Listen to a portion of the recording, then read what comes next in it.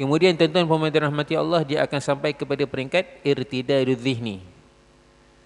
Dia punya pemikiran dia anggap apalah Islam ni tak ada apa-apa. Islam ni sama je. Ni dah mula dah ada orang berfikiran liberal. Orang berfikiran sama. Kan? Berfikiran bahawasanya semua agama sama.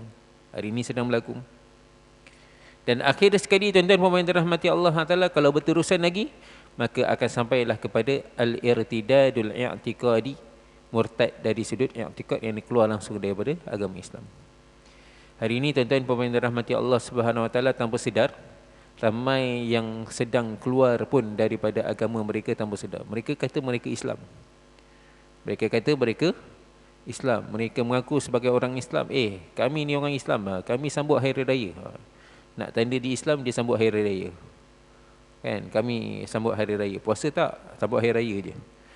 Jadi tuan-tuan puan dirahmati Allah Subhanahu Wa Taala, sedangkan berapa banyak amalan-amalan Islam telah ditinggalkan. Berapa banyak dah amalan-amalan Islam, bahkan dia dalam secara tak langsung mereka menghinakan pula ayat-ayat Al-Quran. Orang yang mana dia hina sahaja ayat Al-Quran ni tuan-tuan, maka terkeluar dia daripada agama. Assalamualaikum warahmatullahi wabarakatuh. Alhamdulillah. Alhamdulillah nahmaduhu wa nasta'inuhu wa nastaghfiruh wa nu'minu bihi wa natawakkalu alayhi wa na'udzu billahi min shururi anfusina wa min sayyiati a'malina. Man yahdihillahu fala mudilla lahu wa man yudlil fala hadiya lahu. Asyhadu an la ilaha illallah wahdahu la syarika lahu wa asyhadu anna Muhammadan 'abduhu wa rasuluh. Allahumma salli wa sallim wa barik ala sayyidina Muhammad wa ala alihi wa sahbihi wa baraka wa sallam. Rabbi syrah li sadri wa yassir li amri wa hlul 'uqdatam min lisani yafqahu qawli. Rabbi yassir wa la tu'assir wa tammim bil khair wa bika nasta'in. Ya Fattah, ya Fattah, ya Fattah, amma ba'd. Alhamdulillah tuan-tuan, puan-puan, muslimin, muslimat yang dirahmati Allah. Pertama dan selamanya, mari kita ucapkan syukur kita kepada Allah, kerana Allah Subhanahu Wa Taala masih lagi kekalkan kita di atas nikmat dan rahmat-Nya. Allah Subhanahu Wa Taala masih lagi berikan kita taufik dan hidayat.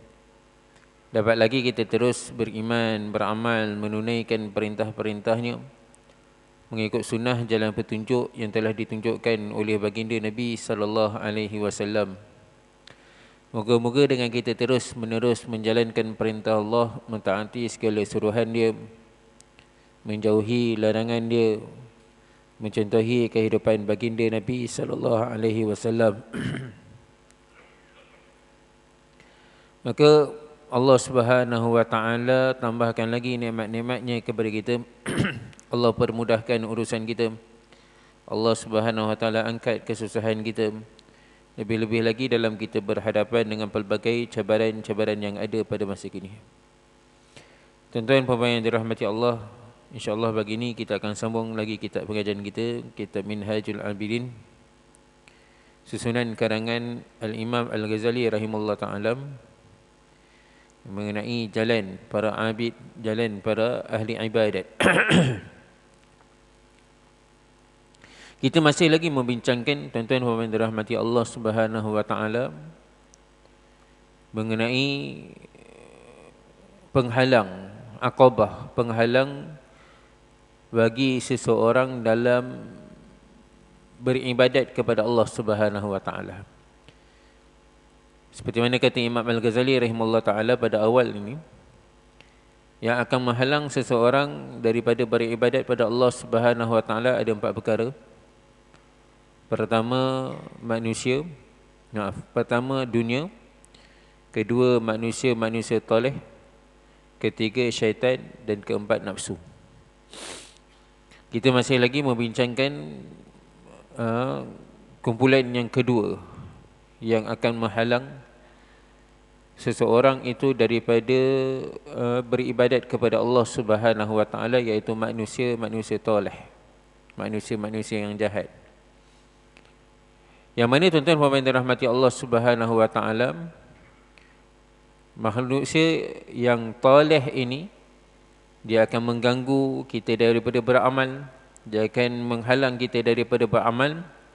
Maka oleh kerana itu tuan-tuan dan puan-puan dirahmati Allah, disarankan daripada ulama-ulama, daripada Imam Al-Ghazali rahimahullah taala, kita beruzlah. Uzlah maksudnya mengasingkan diri. Namun tuan-tuan dan puan-puan dirahmati Allah Subhanahu wa taala, bukanlah mengasingkan diri itu secara umum. Disebutkan secara umum, bahkan ada perinciannya. Terus nak beruzlah tidak, bahkan ada perinciannya. Okay. Ada dua keadaan, dua kategori manusia yang mana dia nak jalan ibadat. Satu yang mereka yang mana orang-orang biasa yang tidak diharapkan akan ilmunya. Satu mereka yang menjalankan ibadat ni yang mana mereka ni diharapkan akan ilmunya. Maka bagi mereka yang tidak diharapkan akan ilmunya, mana bukanlah tak harapkan ilmunya, mana ni orang biasa, orang awam biasa, dia nak jalankan ibadat. Maka tuan-tuan puan-puan dirahmati Allah Subhanahu wa taala, saranannya ialah dia bersama dengan masyarakat, bersama dengan manusia, kan, dalam keadaan-keadaan yang perkara-perkara yang fardu, yang dituntutkannya berjemaah. Pada hal-hal keadaan yang lain yang mana tidak dituntutnya untuk berjemaah, maka hendaklah dia mengasingkan diri, dia menyibukkan diri dalam perang ibadat. Dan itu pun ada perinciannya, sebelum ni kita dah bahaskan. Dan kemudian tuan-tuan dan puan yang dirahmati Allah, manakala mereka yang dituntut akan ilmunya, bukan setakat ilmunya sahaja, bahkan mereka ni diharapkan bersama dengan masyarakat. Maka disarankan mereka, orang-orang yang sebegini, ni mujahadahnya lebih besar ni tuan-tuan, lebih susah lagi. Kan, mereka bersama dengan masyarakat, luaran mereka tapi hati mereka tidak bersama dengan masyarakat. Luarannya dia bersama dengan masyarakat orang ramai, tapi dalaman mereka, tawajuh mereka perlu bersama dengan Allah, tawajuh kepada Allah Subhanahu wa taala. Kata Imam Al-Ghazali rahimahullah ta'ala, perkara keadaan ini lebih susah lagi. Baik.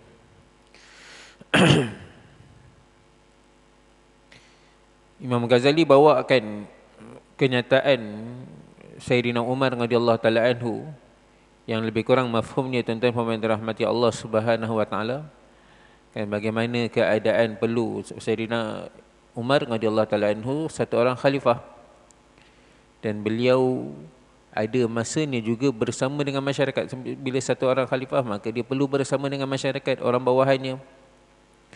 Maka tuan-tuan muslimin yang dirahmati Allah, beliau jarang nak mengemukakan kelemahan ataupun keresahan beliau. Tapi dalam satu kenyataan beliau, tuan-tuan muslimin yang dirahmati Allah, beliau nyatakan, kan, betapa kurangnya tidurnya beliau.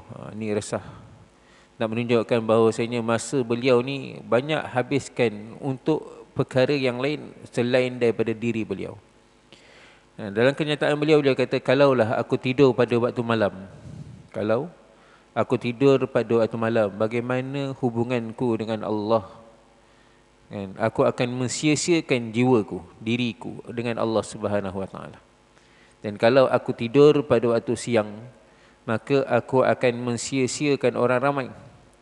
Maka bilakah, bagaimanakah aku nak tidur? Ni keadaan satu orang ahlullah, orang yang mana dia banyak beribadat kepada Allah Subhanahu wa taala. Dalam masa yang sama, dia perlu juga berdepan bersama dengan masyarakat. Bersama dengan masyarakat. Baik.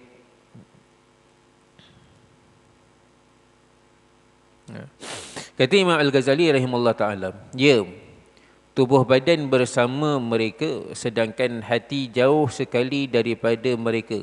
Ini boleh dilakukan oleh orang berjiwa besar dan mendapat inayah, bantuan daripada Allah Subhanahu wa taala. Hakikatnya tuan-tuan susah.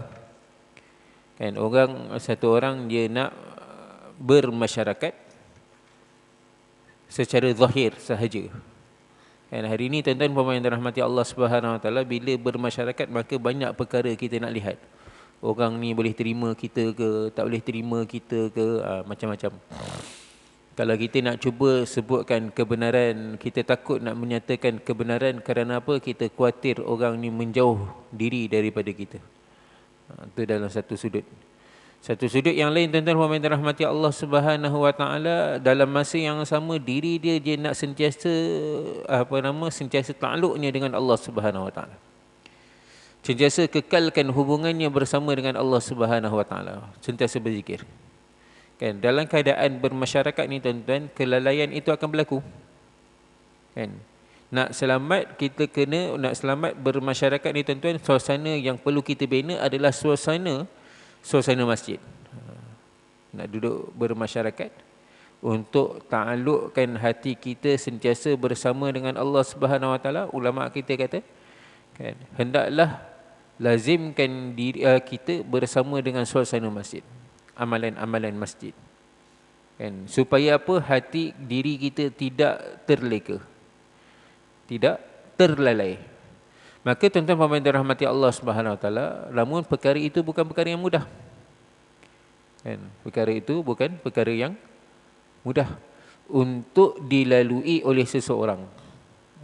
Itu sebabnya kata Imam Al-Ghazali rahimahullah taala, untuk melalui perkara ini hanya senya dengan bantuan daripada Allah. Maksudnya apa dia tuan-tuan? Kalau seseorang itu nak sungguh-sungguh, dia doa, dia letakkan letakkan segala harapannya kepada Allah Subhanahu Wa Taala, maka Allah Subhanahu Wa Taala akan berikan dia bantuan. Maknanya ada kesungguhan yang betul-betul, barulah Allah Subhanahu Wa Taala akan berikan dia kemampuan, kebolehan untuk dia berhadapan dengan masyarakat dalam masa yang sama dia bersama, hati dia sentiasa bersama dengan Allah. Ni keadaan ni susah. Keadaan ni susah. Sebabnya tuan-tuan puan yang dirahmati Allah SWT, kalau kita lihat orang-orang alim yang ada hari ni, mereka-mereka yang Allah Ta'ala berikan ilmu, mereka-mereka yang Allah Ta'ala berikan ketakwaan, kalau tuan-tuan perasan, ada di antara mereka ni tuan-tuan puan yang dirahmati Allah Ta'ala, media sosial pun mereka tak ada.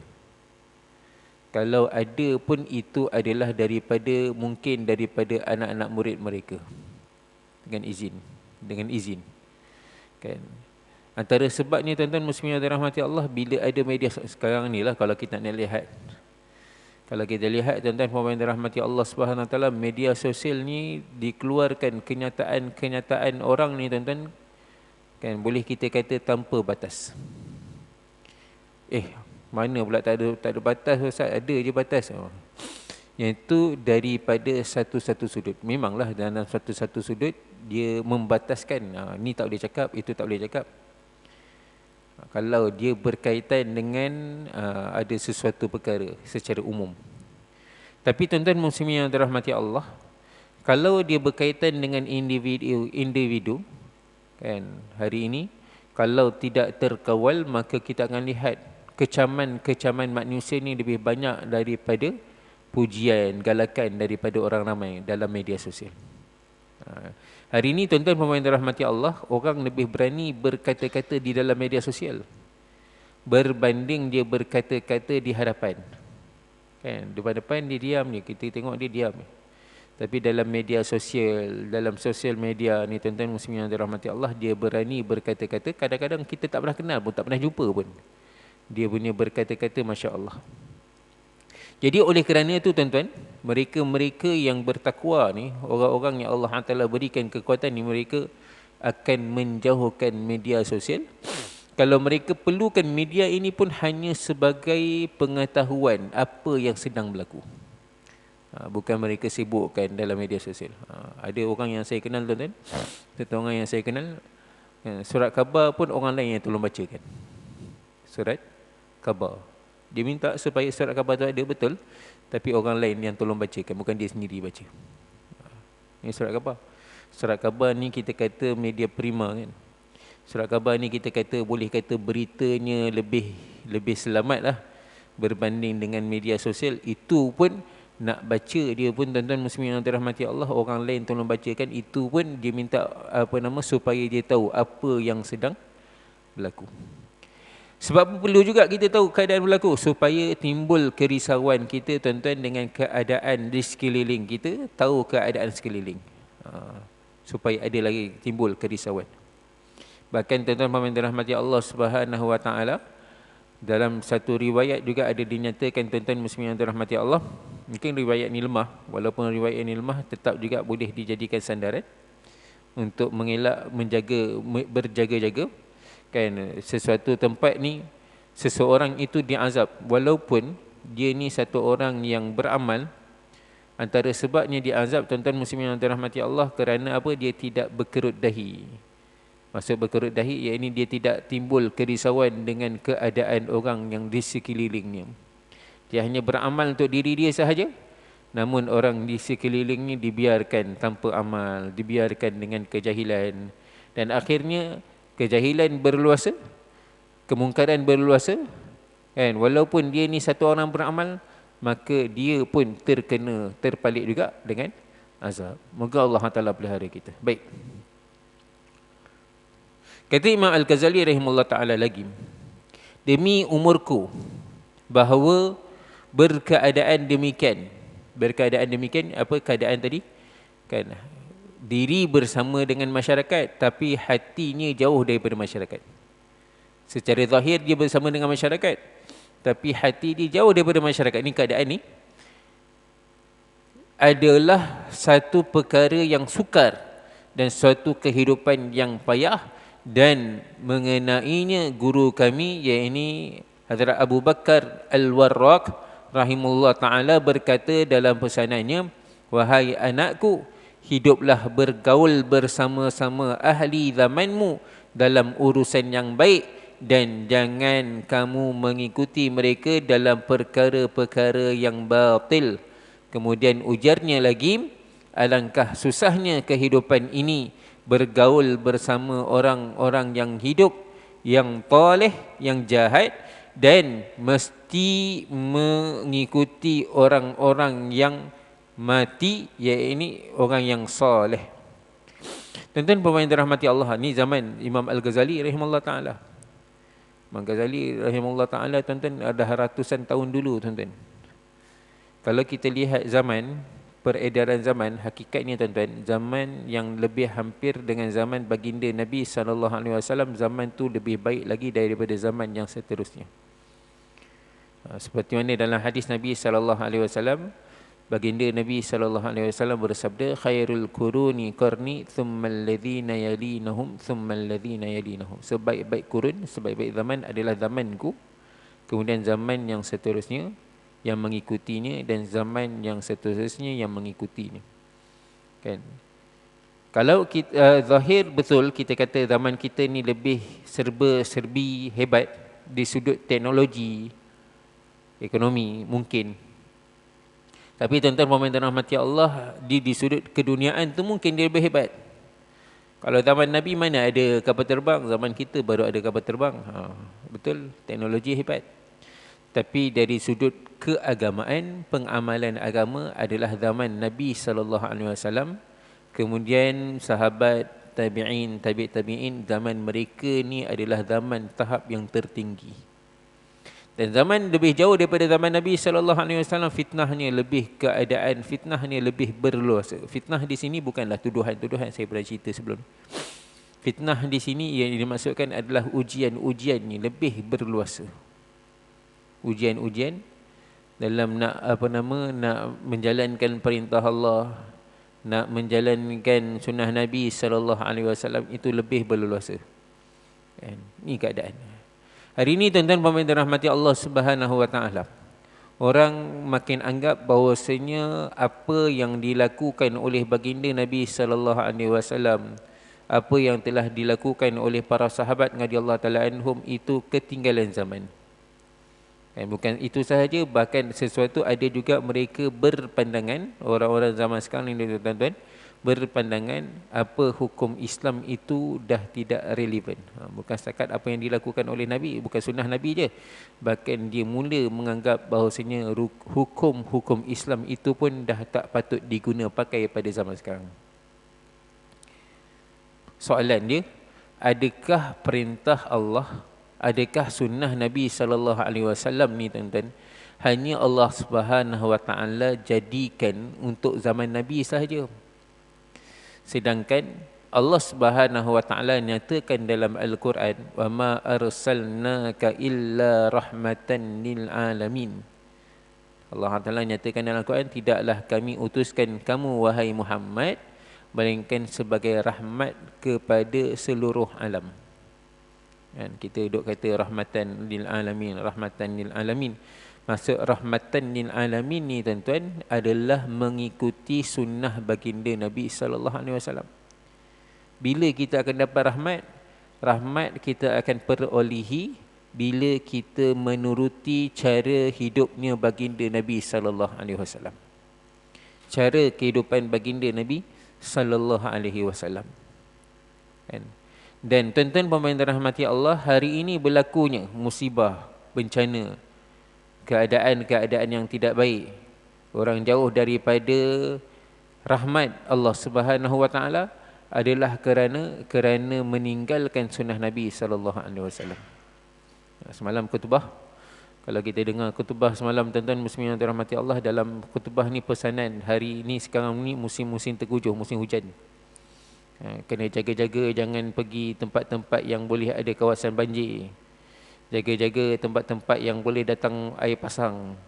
Jaga-jaga tempat-tempat yang mana boleh berlakunya kepala air. Jangan pergi mandi air terjun dan sebagainya. Kena berjaga-jaga. Hakikatnya tuan-tuan dan puan dirahmati Allah, musibah Allah Ta'ala timpakan, punca utama musibah Allah Ta'ala timpakan adalah kerana apa? Kerana manusia ni jauh daripada perintah Allah. Kan orang bila makin jauh daripada Allah, makin jauh daripada rumah Allah, makin jauh daripada masjid-masjid, makin jauh daripada sunnah Nabi sallallahu alaihi wasallam, tuan-tuan dan rahmati Allah, maka ketika itu tuan-tuan mereka makin dekat dengan kemungkaran, makin dekat dengan kemaksiatan. Maka bila manusia makin ramai melakukan kemungkaran, banyak melakukan kemaksiatan, maka ketika itulah azab Allah Subhanahu Wa Taala pun akan turun secara umum. Azab Allah Taala akan turun secara umum. Oleh kerana itu tuan-tuan dan rahmati Allah, antara langkah-langkah untuk kita menghadapi segala macam musibah yang mungkin berlaku, antara langkah, bukan nak menghadapi, nak mengelakkan daripada berlaku pun. Antara langkahnya tuan-tuan dan dirahmati Allah adalah kita kembali kepada perintah Allah, sunnah Nabi sallallahu alaihi wasallam.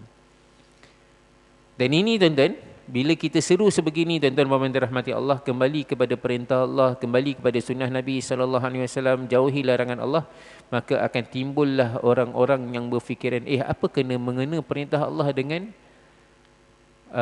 dengan bencana alam?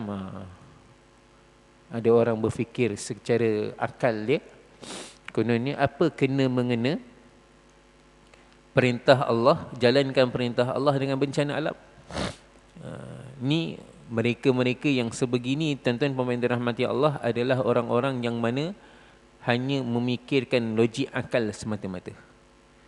Kan, logik akal. Hakikatnya tuan-tuan dan dirahmati Allah, musibah musibah bala bencana ini berlaku ni tuan-tuan adalah kerana apa? Kerana kemungkaran itu berlaku dengan berleluasa. Kemungkaran berlaku secara berleluasa. Sebab itu tuan-tuan dan dirahmati Allah Subhanahu Wa Taala, kan kita disarankan untuk dekatkan diri kita kepada Allah, dan jalan yang paling selamat adalah kita memakmurkan masjid, meramaikan, menghadiri masjid-masjid, rumah-rumah Allah Subhanahu Wa Taala. Kalau kita ingat dulu tuan-tuan, masa tsunami yang berlaku di Aceh, tsunami berlaku di Aceh, antara tempat yang paling selamat lah rasanya, satu-satunya tempat paling selamat adalah di masjidnya, Masjid Abdul Rahman, nama masjid dia, Masjid Aceh tu, kan. Kalau kita lihat gambar dia tuan-tuan, seluruh kawasan Aceh itu hancur. Kena ombak, kena badai, kena tsunami. Tapi tuan-tuan muslimin yang dirahmati Allah, masjidnya elok, tersegam indah, elok, tak ada apa-apa. Ini tanda bila orang pegang ke masjid, kembali kepada masjid. Bahkan ada dakwaan-dakwaan mereka-mereka ni tuan-tuan yang dirahmati Allah, ada mereka yang lari ke masjid pun Allah Taala selamatkan. Ada mereka duduk dalam masjid, bukan setakat tu, yang duduk dalam masjid mereka kata tak ada nampak air masuk pun dalam masjid. Kenyataan orang dalam Aceh. Maka tuan-tuan yang dirahmati Allah Subhanahu Wa Taala, bermakna apa dia? Orang yang mana masih dalam ketaatan, orang yang mana dalam sunnah Nabi SAW, Allah SWT akan pelihara mereka. Tapi batil hari ini, orang batil hari ini tuan-tuan yang dirahmati Allah, usaha mereka adalah menjauhkan manusia daripada perintah Allah. Dan cara dia bagaimana tuan-tuan? Mula-mula dia akan jauhkan masyarakat ni daripada sunnah baginda Nabi sallallahu alaihi wasallam. Makin jauhkan daripada sunnah Nabi sallallahu alaihi wasallam. Anggap sunnah Nabi sallallahu alaihi wasallam ni ketinggalan zaman. Anggap apa yang dilakukan oleh baginda Nabi sallallahu alaihi wasallam ni dah tak patut guna dah sekarang. Ini semua ketinggalan zaman. Tak payah nak apa, tak perlu kita nak bersusah payah, tak perlu kita nak ikut sunnah Nabi sallallahu alaihi wasallam. Moga Allah Taala lambungkan kita. Kesan daripada jauh daripada sunnah ni tuan-tuan. Kesan daripada menjauhkan diri daripada sunnah ni tuan-tuan. Kesannya dia akan membawa kepada menjauhkan diri, dia akan anggaplah agama ni tidak ada apa-apa. Dia akan anggapnya perintah-perintah Allah Subhanahu Wa Taala ni macam tidak ada apa-apa. Dia mula beranggapan, tuan-tuan pemain dirahmati Allah Subhanahu Wa Taala, dia mula beranggapan kan mula-mula sunnah. Kemudian dia akan nampak bahawasanya ni perundangan-perundangan Islam ni tidak relevan. Tidak diguna pakai, tak boleh nak guna pakai, ini dah ketinggalan zaman. Dan kesannya lagi tuan-tuan, bila terus menerus keadaan macam ni, maka mulalah orang keluar daripada agama. Ulama kata kemurtadan ni tuan-tuan akan berlaku. Bunga-bunga kemurtadan berlaku bermula daripada irtidad fil amal, irtidadul amali, bermula daripada meninggalkan sunnah. Kemurtadan sempurna, kesempurnaan murtad itu berlaku, cabang-cabangnya, bunga-bunganya bermula daripada meninggalkan sunnah. Kemudian tuan-tuan pemirsa rahmati Allah, dia akan sampai kepada peringkat irtidadul zihni. Dia punya pemikiran dia anggap apalah Islam ni tak ada apa-apa. Islam ni sama je. Ni dah mula dah ada orang berfikiran liberal. Orang berfikiran sama. Kan? Berfikiran bahawasanya semua agama sama. Hari ini sedang berlaku. Dan akhir sekali tuan-tuan pemirsa rahmati Allah Taala, kalau berterusan lagi, maka akan sampailah kepada al-irtidadul i'tiqadi, murtad dari sudut i'tiqad yang keluar langsung daripada agama Islam. Hari ini tuan-tuan pemirsa rahmati Allah Subhanahu Wa Taala, tanpa sedar ramai yang sedang keluar pun daripada agama mereka tanpa sedar. Mereka kata mereka Islam. Mereka kata mereka Islam. Mereka mengaku sebagai orang Islam. Kami ni orang Islam. Kami sambut hari raya. Nak tanda di Islam, dia sambut hari raya. Kan? Kami sambut hari raya. Puasa tak? Sambut hari raya je. Jadi tuan-tuan pemirsa rahmati Allah Subhanahu Wa Taala, sedangkan berapa banyak amalan-amalan Islam telah ditinggalkan. Berapa banyak dah amalan-amalan Islam, bahkan dia dalam secara tak langsung mereka menghinakan pula ayat-ayat Al-Quran. Orang yang mana dia hina sahaja ayat Al-Quran ni tuan-tuan, maka terkeluar dia daripada agama. Kan, sesuatu perintah Allah Subhanahu Wa Taala, saranan daripada baginda Nabi sallallahu alaihi wasallam, bila dia mula menghina, dia merendah-rendahkan, menidakkan ayat Al-Quran, menidakkan sunnah Nabi sallallahu alaihi wasallam, menidakkan hadis baginda Nabi sallallahu alaihi wasallam, maka tuan-tuan pemirsa rahmati Allah, secara tak langsung mereka keluar daripada agama. Keluar murtad daripada agama. Dan ini sedang berlaku. Ini sedang berlaku. Oleh kerana itu tuan-tuan pemirsa rahmati Allah Subhanahu Wa Taala, langkahnya adalah untuk kita membawa masyarakat ini kembali balik kepada Allah. Ini tadi kita kata awal tadi tuan-tuan, kita perlukan suasana yang boleh membawa masyarakat ni kepada perintah Allah, sunnah Nabi sallallahu alaihi wasallam. Itulah suasana masjid. Kan, bawakan masyarakat kita tuan-tuan, tempat mana yang paling selamat? masjid. Masjid, rumah Allah Subhanahu Wa Taala, masjid ke surau ke, tempat yang mana dijalankan ibadat. Kan, bawakan masyarakat ni tuan-tuan puan dirahmati Allah Taala kepada menunaikan perintah Allah, ikut sunnah Nabi sallallahu alaihi wasallam. Di mana tempat ni? Di masjid. Kan, kalau nak buat camp pun tuan-tuan puan dirahmati Allah, campnya di masjid. Itu lebih baik. Kalau tidak pun di masjid tuan-tuan, suasana masjid itu dibawa. Apa suasana masjid? Solat berjemaah, zikir, ada ada suasana mengingatkan, kan, ataupun kita kata majlis ta'lim, membacakan hadis, membacakan Al-Quran, kan, pelajaran Al-Quran. Ini suasana masjid. Suasana masjid ni tuan-tuan puan rahmati Allah Subhanahu Wa Taala, apa dia? Dia ada ibadat, ada ta'lim, ada ajar mengajar, ada dakwah. Ini dakwah. Dakwah ni apa dia? Ajak orang kepada perintah Allah, jauhi larangan Allah, bawa kepada sunnah baginda Nabi sallallahu alaihi wasallam. Ini dakwah. Dakwah ni tak semestinya kita nak kena buka kitab. Kan orang hari ni faham bila kata nak buat dakwah kena buka kitab. Tak semestinya tuan-tuan. Kesempurnaan boleh nak sempurnanya dengan dia buka kitab tu, masya-Allah lah, tu sempurna. Tapi kalau dia tak mampu buka kitab, apa dakwahan yang kita boleh buat? Dakwahlah kepada perintah Allah, ajak kepada perintah Allah. Ajak kepada sunnah Nabi sallallahu alaihi wasallam. Ajak kepada menyempurnakan perintah Allah, menyempurnakan sunnah Nabi sallallahu alaihi wasallam. Ajak supaya menjauhkan diri daripada larangan-larangan kemungkaran maksiat. Ini dakwah.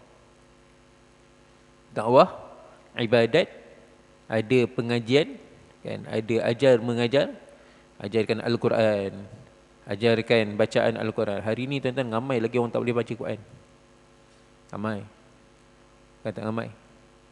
Kan, kita hari ni kan orang dia suka tunjuk orang lain. Diri sendiri dah pandai baca Quran belum? Tak tahu. Kan, diri sendiri boleh baca Quran. Fatihah sendiri masih ramai lagi tak lepas. Kan, biasa dulu orang suka viral kan video video orang bangsa lain, bangsa Bangladesh ke Pakistan macam itu. Tuan-tuan, bila kata sebut tentang bangsa Pakistan ni, orang Pakistan, orang India, orang Bangladesh, kita minta mereka mengaji, satu perkara yang tak pelik sebenarnya kalau mereka tak pandai mengaji. Sebab apa tuan-tuan? Mereka tidak ditekankan untuk membaca. So, nak suruh mereka baca Fatihah, mereka tak betul baca, tuan-tuan, perkara biasa. Perkara biasa. Dan hari ini oleh kerana dah menjadi kebiasaan mereka tak pandai baca ni tuan-tuan, ulama-ulama mereka menjadi risau nak bawakan mereka ni kembali boleh membaca. Ulama-ulama Hanafi ni. Tapi yang pelik ni tuan-tuan, kita yang memang sepatutnya biasa baca. Saya kata mereka tak biasa baca sebab apa? Mereka kalau tak baca Fatihah tuan-tuan dalam solat, masih lagi boleh sah lagi solat mereka. Berbanding kita dalam mazhab Syafi'i, kalau tak baca Fatihah, tak sah solat.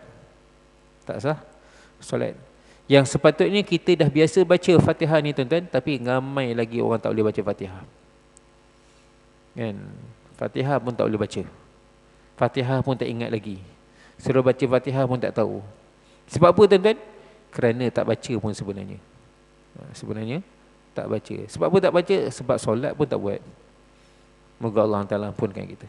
Jadi tuan-tuan puan-puan dirahmati Allah, oleh kerana itu tuan-tuan, keadaan ini sedang berlaku dan tidak menjadi satu perkara yang pelik, ajaib, kalau musibah, bencana, malapetaka berlaku. Kerana apa? Kerana manusia ni pun jauh daripada Allah. Dan langkahnya tuan-tuan puan-puan dirahmati Allah adalah dengan mengembalikan manusia ini kepada Allah. Kembalikan manusia kepada amalan-amalan masjid. Ajakkan kepada perintah Allah. Ajak bersama-sama beribadat. Ada ajar mengajar. Dan ada menunjukkan cara jalan yang terbaik. Jadi ini tuan-tuan puan-puan dirahmati Allah Subhanahu Wa Taala, inilah keadaannya. Walau bagaimanapun, seperti mana kita kata awal tadi, kata Imam Al-Ghazali, keadaan ini agak susah, bukan senang.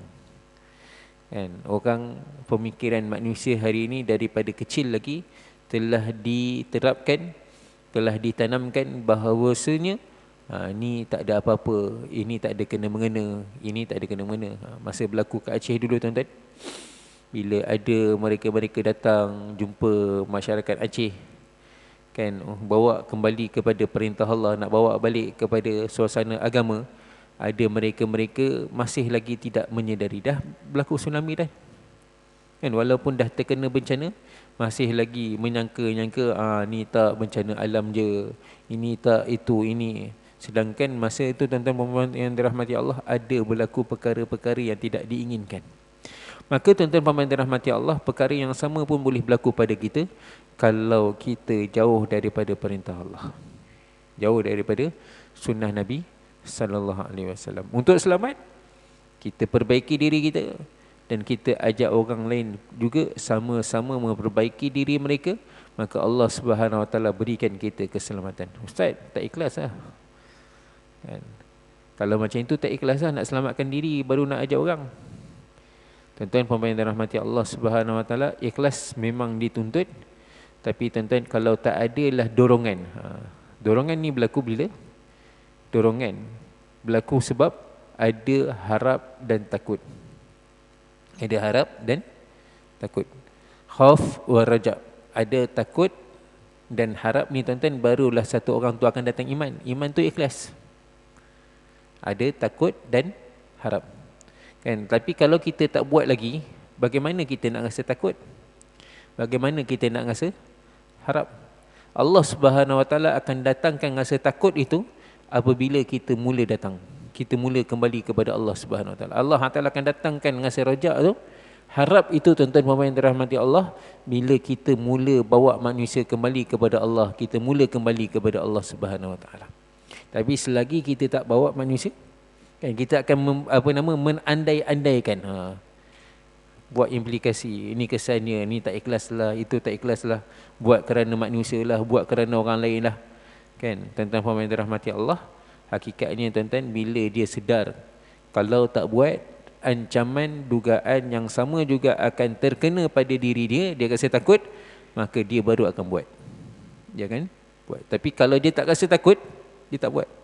Dia hanya nampak apa yang zahir matanya sahaja, dia tidak memikirkan apa yang akan datang selepas itu.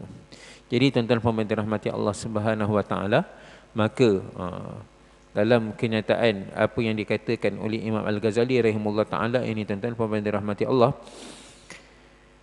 keadaan susah tapi perlu, mesti dilakukan, kan? Dan keadaan hari ini tuan-tuan pemain dirahmati Allah, untuk selamatkan manusia hanya dengan kembalikan manusia ini kepada perintah Allah, sunnah Nabi sallallahu alaihi wasallam. Cuma timbul persoalan, Ustaz, kami ni tak diperlukan pun ilmu kami. Kami ini bukan ustaz-ustaz, kami ini bukan ulama. Kami ini bukan ulama. Nak harapkan ulama, kita pernah nyatakan sebelum ni tuan-tuan, kalau kita nak tunggu ulama baru nak mengajak manusia kepada Allah, maka tidak memadai, tak cukup. Tak cukup. Maka kita kena saling berganding bahu, kita bawakan manusia, kawan-kawan kita, jiran tetangga kita, adik-beradik kita yang dekat dengan kita, kita bawa jumpa ulama. Datangkan, bawa jumpa ulama. Kan, kita tak pandai nak dakwah, kita tak pandai nak cakap. Apa dakwah yang kita boleh buat? Kita dakwah, datang, ajak, jom jumpa. Jom datang masjid, dekat masjid kita boleh dengar kuliah, dekat masjid kita boleh dengar ceramah. Kan, dengar ceramah ni, moga-moga kita terbuka hati kita untuk kembali kepada perintah Allah, kembali kepada sunnah baginda Nabi sallallahu alaihi wasallam. Jadi tuan-tuan puan-puan dirahmati Allah, maka Allah Taala beri kita faham. Yang baik datang daripada Allah, yang lemah kurang kelemahan diri saya minta maaf, minta ampun. Kita tutup majlis dengan tasbih kafarah dan subhanallah, subhanallah bihamdihi, subhanakallah bihamdika, asyhadu an la ilaha illa anta, astaghfiruka wa atubu ilaik. Bismillahirrahmanirrahim. Wal 'asr innal insana lafi khusr illa alladziina aamanu wa 'amilus solihati wa tawassaw bil haqq wa tawassaw bis sabr. Assalamualaikum warahmatullahi wabarakatuh.